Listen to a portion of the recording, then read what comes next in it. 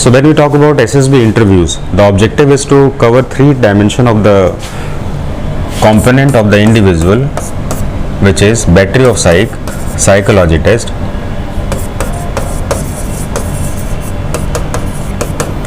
group related abilities, that is GTO test, and then personal interview. So these are the three important parts which are to be covered in SSB interviews. इस चीज़ को समझने के लिए काम करते हैं, एक ट्रायंगल बना लेते हैं. ट्रायंगल क्या यानी कि 3 साइड स्ट्रक्चर है आपका और 3 टेस्ट है आपका. इसकी प्रिपरेशन को 2 तरीके से हम करने की थोड़ी से एक एक्सपेरिमेंट को समझते हैं. Suppose you want to focus on your psychology part, so it is like this. So psychology part number 1, number 2 GTO part, number 3 personal interview part. So all are separated and actually you want to focus on the particular part. लेकिन ये test जो है आपके बाद में एक conference round के साथ भी समिंग अप होता है, यानी कि सारी क्वालिटी का एक ऑब्जेक्टिव बनाया जाता है कि whether qualities are matching up और नॉट. सपोज आपने GTO को दिखाया कि ग्रुप के लिए बहुत अच्छे है, लेकिन साइकोलॉजिस्ट इस बात को नहीं समझ पा रहा है कि आपने जो दिखाया वो है भी कि नहीं आपके पास. ये आपने पर्सनल इंटरव्यू को कहा है इसमें कि sir I am very cooperative, लेकिन GTO टास्क में आपका कोऑपरेशन और फ्रेंडलीहुड नहीं दिखा है इसमें. तो कहने का मतलब द क्वालिटी और the component you reveal in one task, if it is not perceived by other officer, even the quality component is not considered true. तो इसलिए जो है ये प्रिपरेशन इस तरीके से सेपरेट नहीं होगा. इसका प्रिपरेशन कैसे होगा? इसका प्रिपरेशन हर एक सेक्शन में मैचिंग अप होना चाहिए, और ये जो है जहाँ पर ये यूनियन है इसको कहेंगे 15 OLQ. अब यहाँ पर हर एक क्वालिटी अगर 15 OLQs के पैरामीटर पर अगर ट्राई करें आप इसमें, और एक दूसरे से ये डिफरेंट है, तो डिफरेंट होगा तो आपकी क्वालिटी दूसरे से मैचअप नहीं है. और आपका लास्ट डे जो कॉन्फ्रेंस होगा, कॉन्फ्रेंस में साइकोलॉजिस्ट कहेगा कि मुझे ये, सपोज साइकोलॉजिस्ट ने कहा मुझे इसका कॉन्फिडेंस बहुत अच्छा लगा, ठीक है. GTO कहता है मुझे इसका कॉन्फिडेंस नीचे लगा. इंटरव्यूइंग ऑफिसर कहता है नहीं मुझे इसमें कॉन्फिडेंस दिखा ही नहीं. तो फिर ये तो क्वालिटी जो है मिसमैच हो गया ना. तो कैसे कह सकते हैं कि मैं एक जगह पर ये क्वालिटी दिखाऊं तो बाकी चीज़ भी एक्सेप्ट होगी? नहीं, ऐसा नहीं कर सकते. आपकी जो क्वालिटी है ये सारे ऑफिसर्स एग्रीगेट इनको परसीव करें, और इसका बेसिक पैरामीटर है आपको किसी भी क्वालिटी को सुपीरियर लेवल पर नहीं ले जाना चाहिए, अदरवाइज दूसरी क्वालिटी हैम्पर हो जाएगी. कैसे? Late me give one example. जैसे कि मान लेते हैं कि आप कहेंगे कि I am very helpful, I am very friendly. तो हेल्पफुल और फ्रेंडली जो भी होता है ये इसका सोशल बिहेव है, और सोशल बिहेव अगर किसी के पास है इसमें तो उसका जो है पर्सनल बिहेव फैक्टर अफेक्ट करता है. कैसे? अगर आप किसी की हेल्प ज़्यादा करते हैं तो आपका इंडिविजुअल जो पार्ट है जिस पे आप काम कर रहे हैं, जैसे कि आपका एकेडमिक्स हो गया, वो हैम्पर होगा. आप कुछ समय के लिए याद करिए कि आपके स्कूल डेज में एक बच्चा काफ़ी सोशल था, सभी की हेल्प कर रहा था. तो सभी का हेल्प करने वाला स्टूडेंट जो है अपने ऊपर फोकस नहीं कर पाएगा, और नहीं करेगा तो क्या होगा, ये अपने एकेडमिक्स में इतना अच्छा स्कोर नहीं करेगा. और वाइस वर्सा आप ले लेते हैं. अगर कोई बच्चा एकेडमिकली बहुत अच्छा होगा तो एकेडमिकली बच्चा अच्छा होगा तो टेसी टर्न होगा, वो दूसरे के साथ लाइनअप नहीं करता होगा, और लाइनअप नहीं करेगा तो उसका सोशल बिहेव जो है फ़र्क पड़ेगा. Isn't it? अब मैं एक क्वेश्चन पूछता हूँ, ज़रा ध्यान से सुनिएगा और उसको बताइएगा. क्या आपके स्कूल डेज में अभी तक आपको पता है, इसमें स्कूल से लेकर अभी तक एक नाम याद करिए कि जिसमें कि आपने अपने स्कूल डेज या कॉलेज लाइफ में, ठीक है, अगर कॉलेज में फर्स्ट ईयर में है या कॉलेज आपने कर लिया, तो आप याद करिए कि the student was very good in sports, any of the event, जो बढ़िया स्पोर्ट्स में था, बहुत बढ़िया था. याद है आपको? नाम नहीं बताना, याद करना है बस, ठीक है. किसी भी स्पोर्ट्स में बहुत बढ़िया था, सुपीरियर लेवल, आपको याद है? क्लियर? रिकॉल करना. तो अब मैं बात करता हूँ कि आपको मैंने एक स्पोर्ट्स का एक सेक्शन दिया. अब मैं आपको एक दूसरा कैंडिडेट याद करने के लिए बोल रहा हूँ जो कि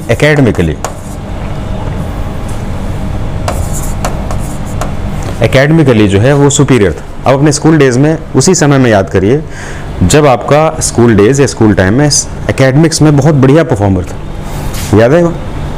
याद कर लिया आपने? Okay then. अब मेरा क्वेश्चन ये है कि क्या ये दोनों एक थे क्या? आंसर तो बिल्कुल नो है ना. स्पोर्ट्स क्वालिटी एक क्वालिटी है, एकेडमिक क्वालिटी भी एक क्वालिटी है. Is it clear? लेकिन हम देख रहे हैं स्पोर्ट्स में अगर हमने इसको सुपीरियर लेवल किया है तो जाहिर सी बात है एकेडमिक सर का सुपीरियर नहीं होगा. Isn't it?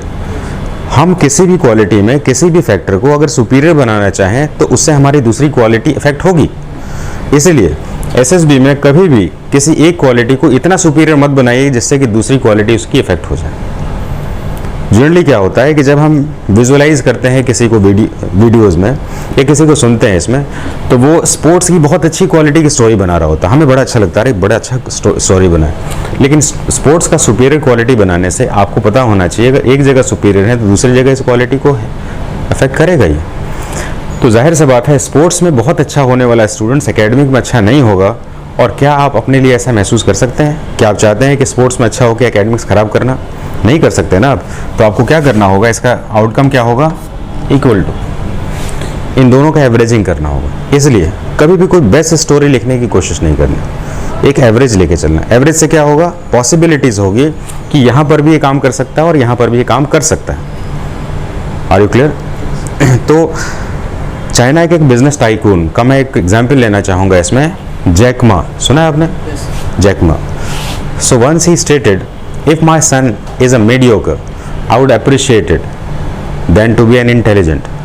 अगर मीडियोकर होगा तो मैं ज़्यादा अप्रिशिएट करूँगा ना कि वो ज़्यादा इंटेलिजेंट होगा। रीज़न क्या है इसमें?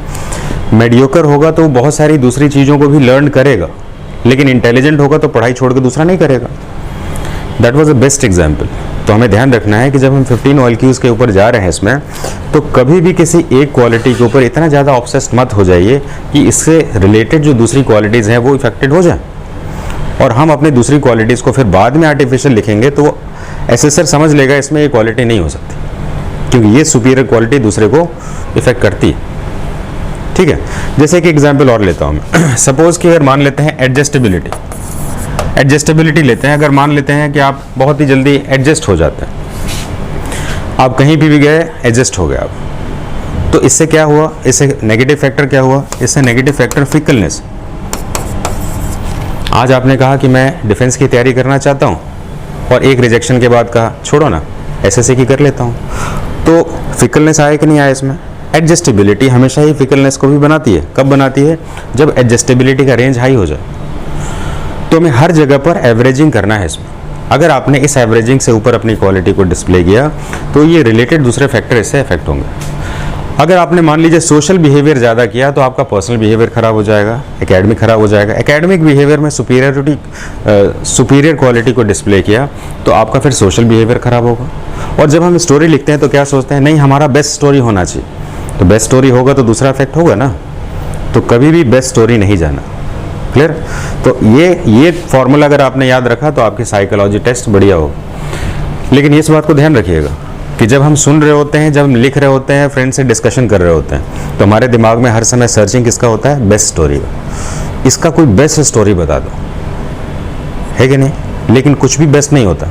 हमारे पास हमारे स्ट्रेंथ एंड वीकनेसेस होते हैं और हमारा स्ट्रेंथ जो है वीकनेस के साथ एसोसिएटेड होता है।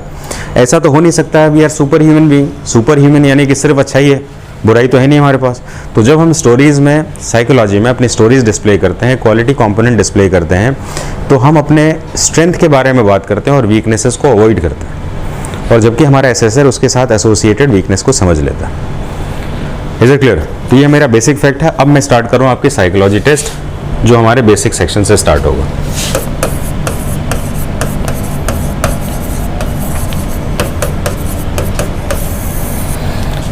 So dear cadets, when we talk about psychology test is associated with the battery of psych.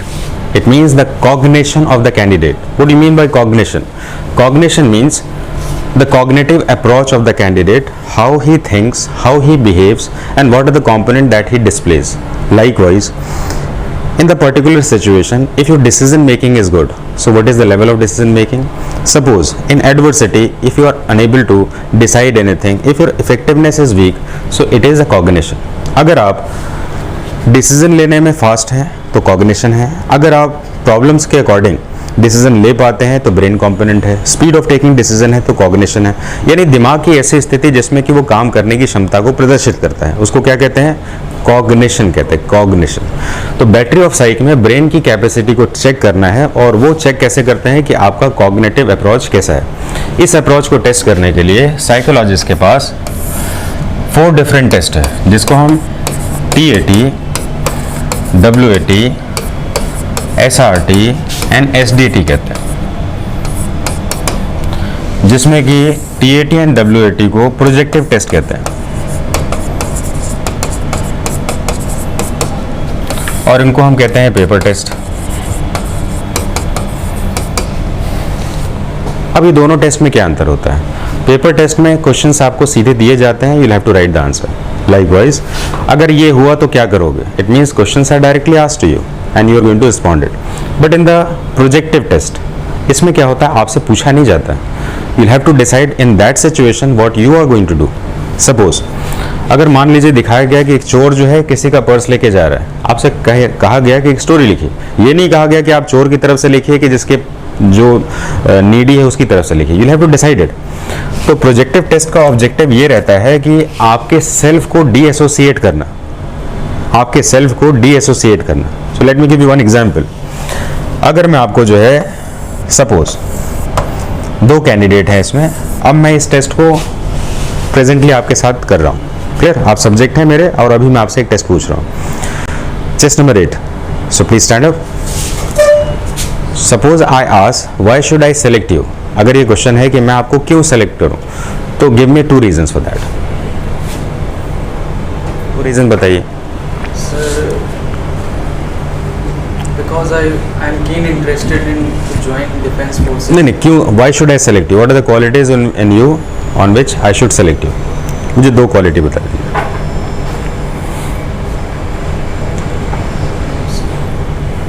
बैठिए।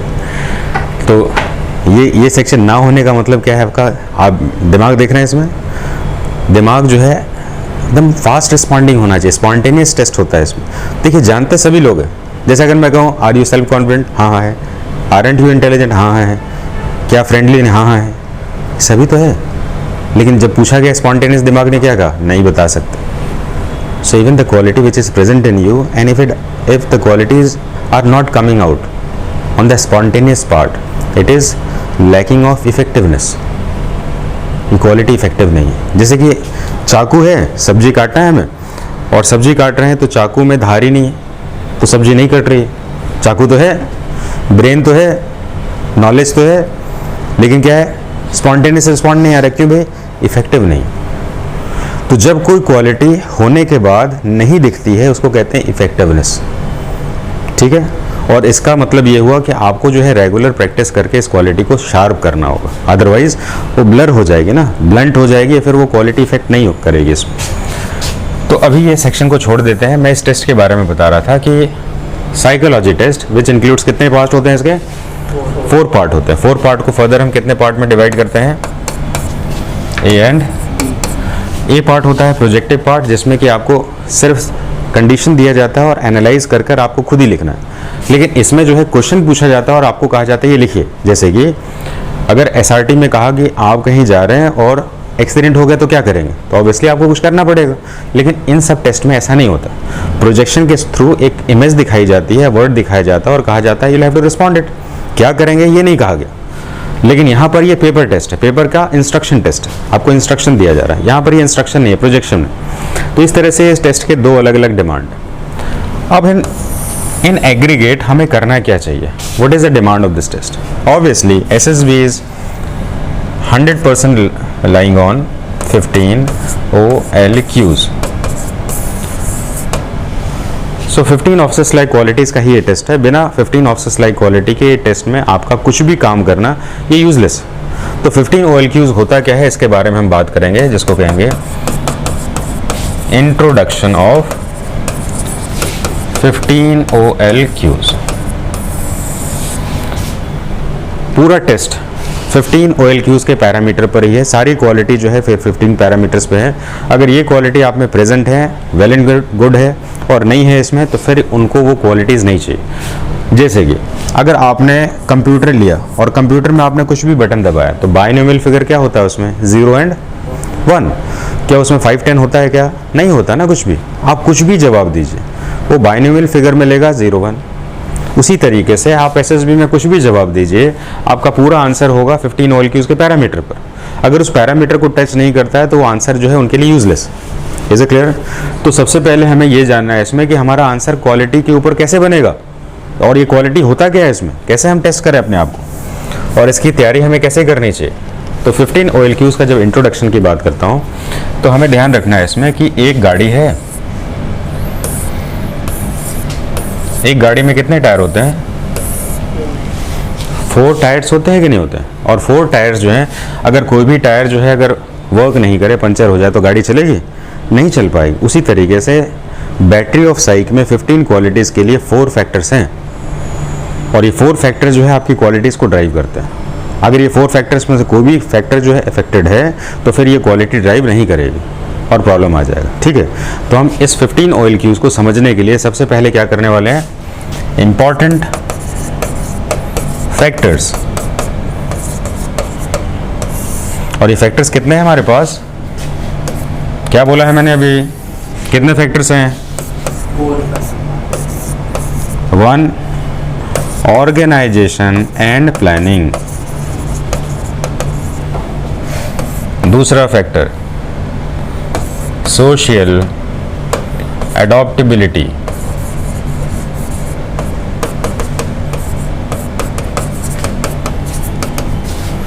ये हो गया बी फैक्टर। सी फैक्टर है आपका सोशल इफेक्टिवनेस, और डी फैक्टर हो गया आपका डायनामिक ड्राइव। पहली बार सुन रहे हैं ना सभी? ये हमारे एक्चुअली बैटरी ऑफ साइक के 4 व्हील्स हैं जो कि हमारी क्वालिटीज़ को ड्राइव करते हैं ना। आपको नहीं पता है सिर्फ, लेकिन ये चीज़ें हैं आपके पास भी है, सिर्फ हम इनके नाम थोड़े से अलग पड़ रहे हैं। So presently we are going to start. So what are these factors, और ये फैक्टर्स हमारे कौन कौन सी क्वालिटी को थोड़ा सा इफेक्ट करते हैं, इन्फ्लुएंस करते हैं। तो ये क्वालिटी को हम कहते हैं माइंड फैक्टर, और इस क्वालिटी को हम कहते हैं हार्ट फैक्टर, और इस क्वालिटी को कहते हैं हम गर्ट्स फैक्टर, और इस क्वालिटी को कहते हैं हम लिम्स फैक्टर। क्या आप में माइंड नहीं है क्या? क्या आप में हार्ट नहीं है क्या? क्या आप में गर्ट्स नहीं है क्या? क्या आप में लिम्स नहीं है क्या? आप बताइए, कोई है ऐसा जिसमें नहीं होगा ना? लेकिन वो क्वालिटी एवरेज से नीचे है कि ऊपर, या एवरेज पे? It is the demand of this test. ठीक है, अब मैं ये सारे क्वालिटीज़ के चैनल को समझाने वाला हूँ आपको, और ध्यान से देखेंगे कि क्वालिटी को हमें किस तरह से समझना है। थोड़ा सा स्क्रीन को और छोटा कर देते हैं। तो बताइए कि अभी तक इतना हमने समझा है इसमें कि हमारी जो क्वालिटीज़ है 15 ऑफिसर्स लाइक क्वालिटीज़ है। OLQ का मतलब इज इट क्लियर? यहाँ तक तो ठीक है। 15 OLQs को ड्राइव करने के लिए या होने के लिए कितने फैक्टर्स चाहिए? 4 फैक्टर्स चाहिए। अब एक एक करके बताना। पहला फैक्टर माइंड फैक्टर, दूसरा फैक्टर, तीसरा फैक्टर, चौथा हाथ पैर के बेसिस पर जो डिसीजन लेते हैं, गर्ड्स के बेसिस पर जो डिसीजन लेते हैं, हार्ट के बेसिस। दिल का अच्छा है तो क्या करेगा? कुछ हेल्पफुल भी करेगा ना। माइंड होगा तो कैसा करेगा? माइंड वाला कुछ काम करेगा। ये सारे ही फैक्टर्स हैं आपके, जो आपकी पूरी पर्सनालिटी इन्वेंट्री के लिए ज़रूरी है। क्लियर? अब इसको कैसे करेंगे? सबसे पहले हम जब माइंड फैक्टर के बारे में बात करते हैं तो माइंड फैक्टर में हमारे कौन कौन से क्वालिटी कंपोनेंट आते हैं उसके बारे में देखते हैं। तो माइंड फैक्टर में हम देखेंगे power of expression,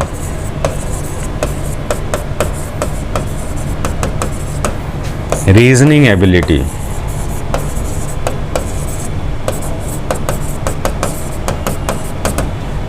effective intelligence,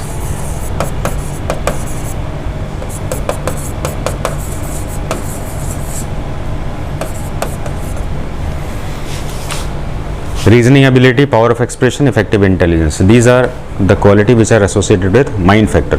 और obviously आपका organization and planning तो आपका है ही इसमें। यानी कि स्टूडेंट का सबसे ज़्यादा समय बताइए कहाँ पर जाता है? माइंड फैक्टर पर ही तो जाता है। एक स्टूडेंट दिन में कितनी सबसे ज़्यादा पढ़ाई तो करता है, खेलने से ज़्यादा पढ़ाई करता है। सही बात है ना? तो अगर आप में ये फैक्टर में कमी दिख रही है तो स्टूडेंट का माइंड फैक्टर बड़ा कमज़ोर है, और फिर तो प्रॉब्लम हो जाएगा इसमें। और ये माइंड हमें कैसा चाहिए? OLQ वाला चाहिए, है ना? मान लेते हैं एक माइंड है जो कि इंजीनियरिंग वाला है, मान लेते हैं एक मेडिकल वाला है, मान लीजिए एक साइंटिस्ट वाला है।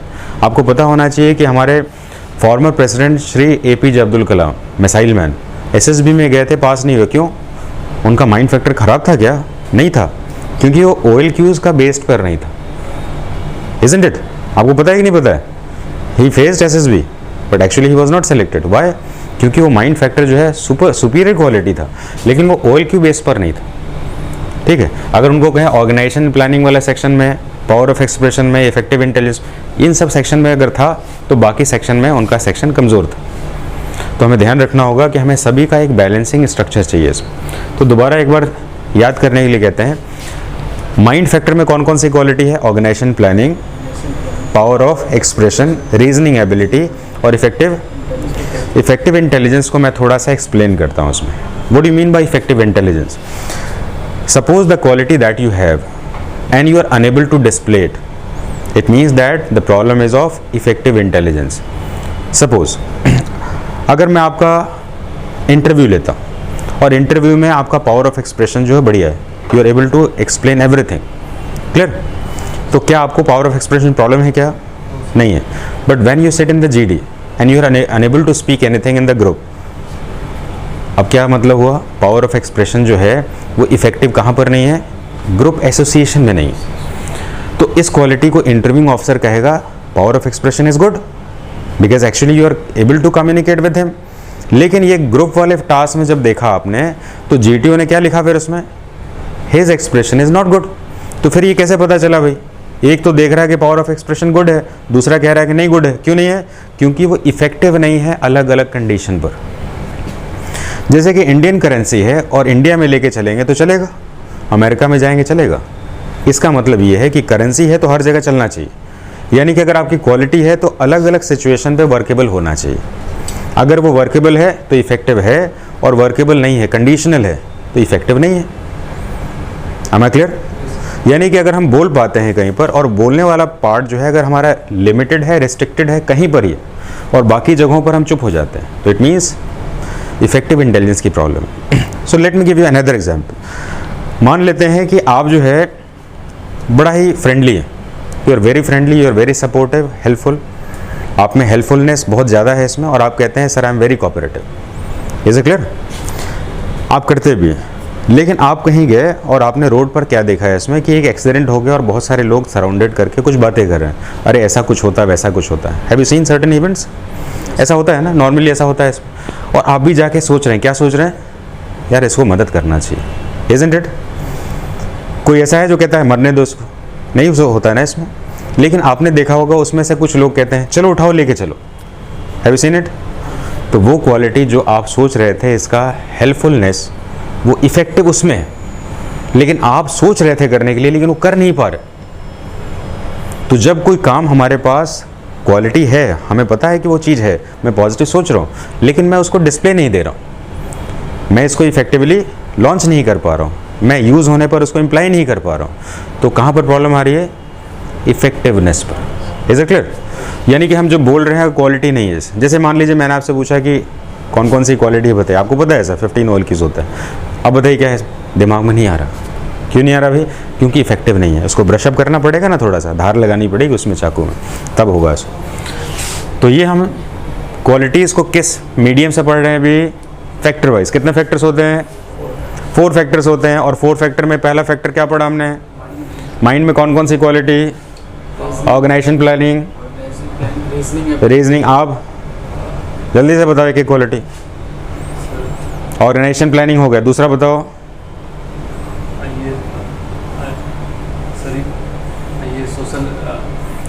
ऑर्गेनाइजेशन प्लानिंग हो गया, दूसरा पावर ऑफ एक्सप्रेशन, तीसरा दम दिमाग में बैठाइए इसको.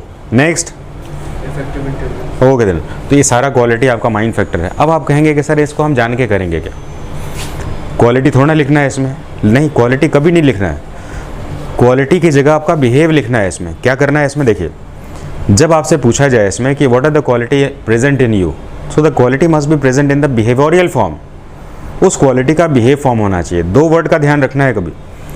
एक होता है जैसे कि OLQs क्वालिटीज़ हैं. अगर मैं कहूँ OLBs तो ऑफिसर्स लाइक बिहेवियर. तो बिहेव में ये क्वालिटी का डिस्प्ले होना ज़रूरी है. तो हमें डायरेक्ट क्वालिटी को नहीं बोलना है, उसका बिहेव फॉर्म को हमें बताना है इसमें. तो इस क्वालिटी को मैं अभी यहाँ पर रेस्ट्रिक्ट कर रहा हूँ इसमें. अब हम किस में जा रहे हैं? Factor number 2. क्लियर? तो फैक्टर नंबर 2 में सबसे पहला है कोऑपरेशन। अब भाई हार्ट वाला आदमी है, इसमें हार्ट से क्या क्या चीज़ें होती हैं? कोऑपरेशन होगा, हेल्पफुलनेस होगा,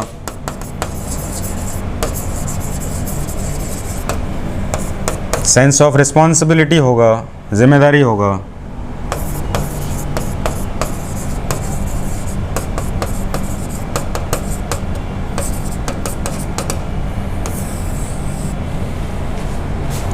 अगर आपसे कहा जाए इसमें कि आपका हार्ट फैक्टर कौन कौन सा है, इसमें हार्ट फैक्टर में क्या क्या चीज़ें है आपके पास, तो सोशल अडॉप्टेबिलिटी तभी होगा जब आप किसी को कोऑपरेट करेंगे ना। जैसे आप क्लास में पहली बार के कहीं भी गए क्लास में, है ना, जैसे सपोज आप क्लास पास हो गए, नेक्स्ट क्लास में गए, या कहीं पर आपके फादर की पोस्टिंग होगी, नई क्लास में गए, ऐसा गए होंगे ना आप लोग, कभी कॉलेज में भी गए होंगे इसमें। तो जाने के बाद जो है, जब आप पहली बार इंटरेक्ट करते हैं अपने फ्रेंड्स के साथ या स्टूडेंट के साथ, तो कौन कौन सा बिहेव पैटर्न देखते हैं, वो कितना कोऑपरेटिव है कि नहीं, आपको किसी ने हेल्प एक्सटेंड किया कि नहीं, फ्रेंडलीनेस है कि नहीं, वो जिम्मेदार है कि नहीं, कुछ ऐसी बातों के साथ हमारा सोशल अडॉप्टेबिलिटी बनता है। हमेशा ध्यान रखना चाहिए सेंस ऑफ रिस्पॉन्सिबिलिटी फैक्टर के ऊपर थोड़ा सा ज़्यादा फोकस करना है। जिम्मेदार, अच्छा, इस जिम्मेदारी को कैसे समझा जा सकता है? मान लेते हैं मैं एसएसबी की तैयारी कर रहा हूँ, ध्यान से इस बात को समझिएगा। एसएसबी की मैं तैयारी कर रहा हूँ और मुझे जिम्मेदारी को डिस्प्ले करना है, तो जिम्मेदारी का मतलब पास होने के लिए जिम्मेदार कौन है? मैं हूँ पास होने के लिए जिम्मेदार। अगर एक बार डिसाइड कर लिया कि मैं पास होऊंगा, तो इसकी जिम्मेदारी किसके पास है? मेरे पास। तो वो अगर पास होने की जिम्मेदारी अगर आपने दिखा दी, तो फिर आप कुछ भी कर सकते हैं। मैं एक एग्जांपल लूँगा जिससे शायद आपको समझ में आ जाए। सपोज़ मान लेते हैं कि आपको डर लगता है, किसे? घोस्ट या भूतों से डर लगता है, ठीक है, नॉर्मली लगता है ना लोगों को। पेरेंट्स आपके बाहर गए हुए हैं और रात को आप अकेले, किसी ने डोर नॉक किया, तो शायद दरवाज़ा नहीं खोलेंगे, भाई मैं जा क्यों खोलूँगा इसमें? ऐसा सिचुएशन आ सकता है कि नहीं आ सकता है इसमें? अच्छा, एक काम करते हैं इसमें, अब जो है आपके घर में जो है ना, आपकी छोटी सिस्टर भी है या छोटा भाई भी है। सिचुएशन वही है, पेरेंट्स बाहर चले गए और रात को नॉक हुआ। अब आप क्या करेंगे? दरवाज़ा तो खोलना पड़ेगा, छोटे भाई को भेज दें? क्या करेंगे आप? खुद जाएंगे ना?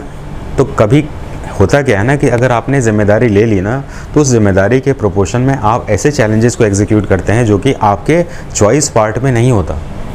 देखिए, जिम्मेदारी का एहसास या सेंस ऑफ रिस्पॉन्सिबिलिटी एक बहुत इंपॉर्टेंट फैक्टर है। आप आर्म फोर्सेस ज्वाइन करना चाहते हैं इसमें, और जाहिर सी बात है कि इसके पर्क्स एंड प्रिविलेजेस हैं, फोर्सेस के अपने अपने रॉयल पार्ट है इसमें, अट्रैक्टिव पैकेजेस हैं आपके। कोई मार्टरडॉम अचीव करने के लिए जाता है क्या फ़ौज में? नहीं जाता है ना।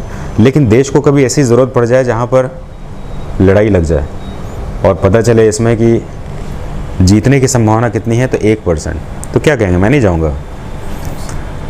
कहते हैं ना, जाएंगे, कुछ भी हो जाए जाना पड़ेगा। अच्छा, क्यों जाना पड़ेगा इसमें? क्योंकि जिम्मेदारी का एहसास ज़्यादा है। हमेशा ध्यान रखना है, जिम्मेदारी का एहसास एक बहुत ही प्राइमरी क्वालिटी है सोल्जर की। अगर आप जिम्मेदार हैं तो आपसे कुछ भी चीज़ कराया जा सकता है, तो ये की क्वालिटी है। चाहे वो घर में आपका पेरेंट्स देख रहा हो, चाहे आपका फ्रेंड देख रहा हो, नहीं ये जिम्मेदार है, ये काम कर लेगा, या आपका टीचर देख रहा हो, नहीं he is responsible, he can do this task. तो ये टास्क जो है जिम्मेदारी वाला, ये कहीं पर भी आपको दिखाया जा सकता है। इसके साथ मैं रिलेटेड एक और क्वालिटी क्वेश्चन पूछूंगा, इसमें बता रहा हूँ, ज़रा ध्यान से सुनना है इसमें। अगर मैं आपसे कहूँ इसमें कि योर स्कोरिंग इन मैट्रिकुलेशन और intermediate is less in particular subject, so why? Question ध्यान से सुनना है और इसका जवाब इंटरव्यू पर्पस के लिए भी तैयार करना है, क्योंकि क्वालिटीज़ तो सभी में एक जैसी होती है, पूछने का तरीका अलग अलग होगा ना आपका इसमें। एक जगह साइकोलॉजी में लिखना होगा, एक जगह बोलना होगा, और एक इंटरव्यूइंग ऑफिसर आपका पूरा चेक करेगा। तो सपोज़ आपसे अगर पूछा जाए इसमें कि why score less marks in physics, mathematics और some other subject in intermediate और any of the academic year, तो आपके पास दो जवाब है। जवाब नंबर 1 कि सर उस साल जो है ना, मैंने ट्यूशन नहीं पढ़ाई की थी, जिसके कारण मेरी स्कोरिंग कम रही, ठीक है, नंबर 1। दूसरा, सर एक्चुअली मैं इस सब्जेक्ट में कमज़ोर हूँ और मुझे लगता है कि मेरे जो मार्क्स हैं वो इतने ही होने चाहिए थे, और I am satisfied with that. दोनों ही आंसर को मैं इवैल्यूएट करता हूँ। पहले में उसने अपने मार्क्स का जिम्मेदारी नहीं लिया, ब्लेम किसको किया? ट्यूशन नहीं मिला, ये प्रॉब्लम हुआ, वो प्रॉब्लम हुआ, it means that he is not responsible for himself. दूसरे में जितना नंबर मिला है मैं उसके लिए रेडी हूँ और मैं इतना ही जानता हूँ, इसलिए मुझे इतना नंबर मिला है। जिम्मेदार है ना इसमें। तो जो आदमी अपने लिए जिम्मेदार होगा, अपने सक्सेस और फेलियर के लिए जिम्मेदार होगा, उस पर ट्रस्ट किया जा सकता है। तो कभी भी ब्लेम नहीं करना अपने सक्सेस और फेलियर्स के लिए किसी और को, आप जिम्मेदार हैं इसमें। तो इस सेक्शन को हम अलग तरीके से भी चेक कर सकते हैं। तो हमने अभी कौन सा फैक्टर पढ़ा? अभी बी फैक्टर। बी फैक्टर क्या है? सोशल। कौन कौन सी क्वालिटीज़ हैं इसमें? Cooperation, helpfulness and sense of responsibility. अब हम बात करेंगे इसमें आपकी सोशल इफेक्टिवनेस। सोशल इफेक्टिवनेस में बड़ा इंपॉर्टेंट की रोल आता है आपका initiative, speed of decision, power to influence, liveliness. देखिए क्वालिटी का अलग अलग चार्ट बनाइए, और ये अलग अलग चार्ट बनाने से आपको फ़र्क क्या पड़ेगा इसमें कि आप जो है एक क्वालिटी के ऊपर पूरा एसएसबी फोकस नहीं करिए, क्योंकि एक टायर के ऊपर गाड़ी नहीं चलाई जा सकती। उसी तरीके से अलग अलग सेक्शंस की अपनी क्वालिटी समझ लीजिए, और सारे आंसर्स लिखते समय कुछ ना कुछ क्वालिटी को मिला के लिखना है, ठीक है? तो आप बैलेंस हो जाएंगे फिर इसमें। सारी टायर में अगर हवा कम है तो गाड़ी चलेगी क्या? चलेगी। लेकिन एक टायर में हवा पंचर हो जाए तो चलेगी क्या? नहीं चलेगी। Let me repeat the statement again. सारे टायर में हवा अगर थोड़ी कम हो जाए तो गाड़ी चलेगी। थोड़ी क्वालिटी कम हो जाए तो चलेगी, लेकिन एक टायर पंचर हो जाए तो गाड़ी नहीं चलेगी। तो आपको आंसर लिखते समय सारे फैक्टर्स को एसोसिएट करना है, नहीं होगा तो नहीं चल पाएंगे आप, इसमें क्वालिटी ड्राइव नहीं होगा आपका। सोशल इफेक्टिवनेस, आपको कौन से ऐसे फैक्टर्स हैं जो कि इफेक्टिव बनाते हैं सोसाइटी में, उसके ऊपर हम बात कर रहे हैं इसमें। तो ये आपके गट्स फैक्टर हैं, जैसे कहते हैं ना गुर्दा है कि आप काम कर सकते हैं क्या, वैसे वाले फैक्टर्स हैं। तो नंबर 1 है आपका इनिशिएटिव, किसी भी काम करने की शुरुआत करना। जैसे कोई चैलेंज मिला और आपने शुरुआत किया तो इनिशिएटिव है। Number 2 speed of taking decision, आपको जब भी कोई चैलेंज मिलता है तो आप जल्दी से डिसीजन ले लेते हैं। स्पीड ऑफ टेकिंग डिसीजन कब होता है? जैसे मान लीजिए कहीं एक्सीडेंट हो गया, तो एक्सीडेंट में क्या करना होगा? जल्दी से डिसीजन लेना होगा, नहीं लेंगे तो फिर तो आदमी की लाइफ लॉस हो सकती है। नेक्स्ट है power to influence the group. अब power to influence the group का क्या मतलब होता है? एक लीडर के रूप में आपको पता होना चाहिए कि जब भी आप काम करें तो वो दूसरों को इन्फ्लुएंस भी करे, क्योंकि नहीं तो फिर आप अकेले हो जाएंगे, सबऑर्डिनेट फैक्टर होगा। मान लेते हैं कि चैलेंज बड़ा है जो आपके लेवल पर नहीं है ना। मान लीजिए कोई ऐसा चीज़ हो गया जिसके लिए बहुत सारे लोग चाहिए, आग लग गई और वहाँ पर फायर ब्रिगेड पहुँचने में बहुत टाइम लग जाएगा। मान लीजिए कोई चोर जो है जो आपसे ताकतवर है और वो रॉबरी करके भाग रहा है, आप उसको हरा नहीं सकते, तो फिर क्या करेंगे? चोरी होते हुए देखेंगे क्या? नहीं, क्या करेंगे? इन्फ्लुएंस करेंगे लोगों को, अरे देखो क्या हो गया इसमें, चलो पकड़ो उसको।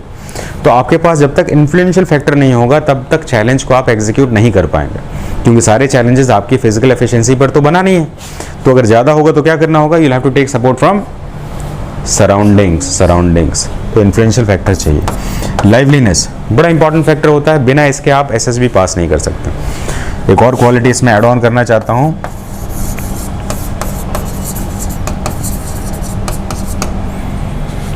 Self confidence. हमेशा ध्यान रखिएगा इसमें, लाइवलीनेस का मतलब होता है जिंदा दिल। हमेशा एकदम स्माइल करो, चार्मिंग रहो, that is very important quality. इससे आपका प्रेशर रिलीज होगा। और दूसरा है सेल्फ कॉन्फिडेंस, आपके अंदर की क्वालिटी के ऊपर आप खुद विश्वास करते हैं, दैट इज सेल्फ कॉन्फिडेंस। ये सारे सेक्शन जो हैं आपके सोशल इफेक्टिवनेस को शो करते हैं, ठीक है। तो सेल्फ कॉन्फिडेंट करके कौन होता है, इस क्वालिटी को मैं थोड़ा सा फर्दर एक्सप्लेन करता हूँ। सेल्फ कॉन्फिडेंस क्या है और इसको फर्दर कैसे एक्सप्लेन किया जाए, क्योंकि ये बड़ा की क्वालिटी है। इसको आपका इंटरव्यूइंग ऑफिसर देखता है, इसको आपका साइकोलॉजिस्ट देखता है और इसका आपका जीटीओ भी देखता है। सारे क्वालिटीज़ में आपका सेल्फ कॉन्फिडेंट होना ज़रूरी है। तो सेल्फ कॉन्फिडेंट को थोड़ा सा मैं एलोबरेट कर रहा हूँ, ध्यान रखिए। हमें कहने से नहीं होगा I am very confident, what is the reason behind it. तो सेल्फ कॉन्फिडेंट वो होगा जिसको उसको पता होगा सेल्फ नो, जिसका सेल्फ नो अपने बारे में उसको पता है, तो वो कॉन्फिडेंट हो सकता है। तो आप कहेंगे अपने बारे में क्या पता होने की बात हो रही है, तो अपने बारे में पता होने की बात हो रही है स्ट्रेंथ एंड वीकनेस।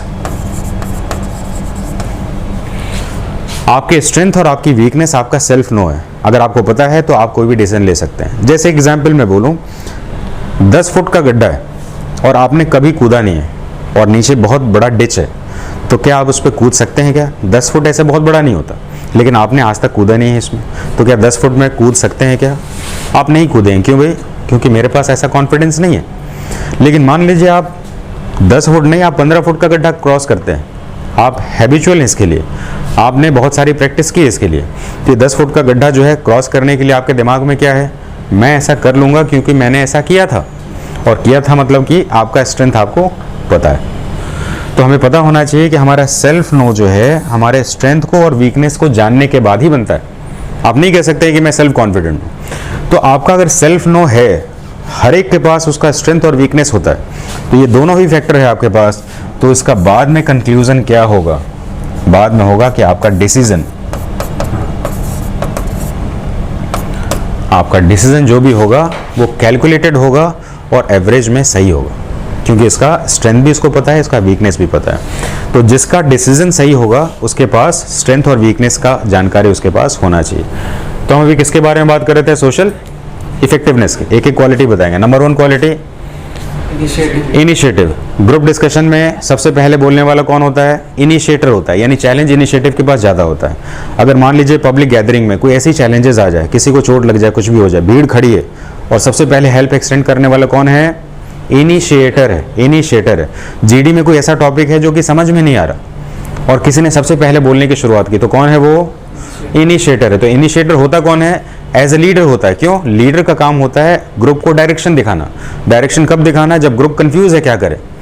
तो हम एसएसबी के स्क्रीनिंग में लिखते हैं इक्वल टू जब अनडिसाइसिव ग्रुप होता है, लेकिन प्लस किसके लिए लिखते हैं, हीरो के लिए, यानी कि हीरो को पता है क्या करना है, इसलिए एक्शन लेता है। इसलिए ये सारे फैक्टर जो हैं आपके सोशल इफेक्टिवनेस को वो करते हैं। Is it clear. अब हम किस फैक्टर के बारे में बात करेंगे, डायनेमिक ड्राइव के बारे में बात करेंगे। ये डायनेमिक ड्राइव करके होता क्या है इसमें, है ना, ये वर्ड तो शायद कुछ पहली बार सुन रहे होंगे आप लोग, इजंट इट। डायनेमिज्म या डायनेमिक ड्राइव क्या होता है, डायनेमिक ड्राइव का मतलब होता है कि आप जो है सिचुएशन के अकॉर्डिंग अपने डिसीजन को ले पाते हैं कि नहीं ले पाते हैं। एक एग्जाम्पल ले लेते हैं पहले। इसके अंदर सबसे पहले कौन कौन से फैक्टर आते हैं इसमें, डिटर्मिनेशन, करेज, स्टेमिना। देखिए ये फैक्टर आ रहे हैं इसमें। तो अभी हम लोग किसके बारे में बात कर रहे हैं, लिम्ब फैक्टर के बारे में, यानी कि आपके हाथ पैर वाले फैक्टर्स जो हैं, जो आउटर फैक्टर्स हैं उसके बारे में। डायनेमिक ड्राइव का मतलब होता है कि you will have to take decision according to the demand of situation. आपसे मान लीजिए एक कोई आदमी जो आपके फिजिक के बराबर है, अगर वो आपसे लड़ने के लिए आए, आपका कोई सामान ले, या आपके घर में कोई साथ में जा रहा है उसको आपको बैड कमेंट करे, कुछ भी सामान छीन ले, तो क्या करेंगे, लड़ सकते हैं। लेकिन वैसे ही मान लेते हैं 8 और 10 लोग आ जाएं, तो क्या आप लड़ने वाला जोखिम लेंगे क्या, लेंगे क्या आप? आंसर है नहीं। क्यों नहीं? क्या बहादुर नहीं है क्या? बहादुर तो हैं, लेकिन ये डिमांड नहीं कर रहा है सिचुएशन।